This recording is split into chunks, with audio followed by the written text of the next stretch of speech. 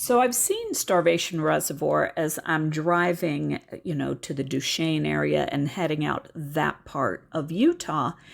And it just always looks so lovely from the freeway that I actually booked to be here for 4 days, sight unseen, which was probably a mistake on my part because you don't know what you're going to get. And yeah, what I got was a mess, an absolute mess. I was able to walk out, and I tried paddleboard. That was horrifyingly scary because all of a sudden the wind happens. Oh, real quick here. That big, huge, looks like a bathtub is an additional spillway. You don't get a good feel. I mean, that thing is deep. I want to say 12, 15 feet. I don't know. It's very, very, very deep in this additional spillway.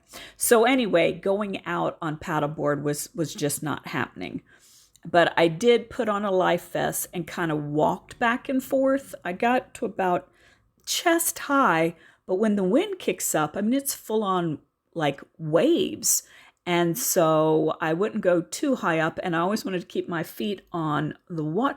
There was like almost a full on current to this thing. When I went out in my paddleboard, it was dangerous because it kept trying to suck me out to the middle. And so I just said, husband, take these home. This is dangerous. I can't do this on my own because he had to work. And so he took them back. And I'm glad because every time I thought, oh, look, it's not windy. Let me jump out. I could have jumped out in there. A few minutes later, it's just out of control windy. Out of control. I've walked across the whole dam at this point. They like it. They actually encourage it. There was a weird dude sandblasting over there, so he was kind of mad at me. But as you can see, it's huge. And this is early in the morning, so the waves haven't picked up yet.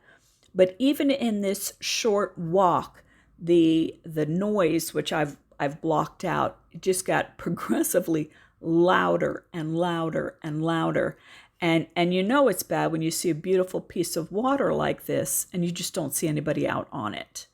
Way off in the distance is where the campground was. It's too bad the campground wasn't over here because this was actually a much calmer area. The campground was actually in an area that was quite blustery all the time. And so this is me up on top. You can't tell, but it's actually a pretty steep cliff right there. Just me up on top, kind of giving you a feel for just how big this is. Somebody please tell me it's not always windy. There's the two spillways, the one that's a true spillway, and then this one that looks like it feeds all the time. Makes for a really nice area over there.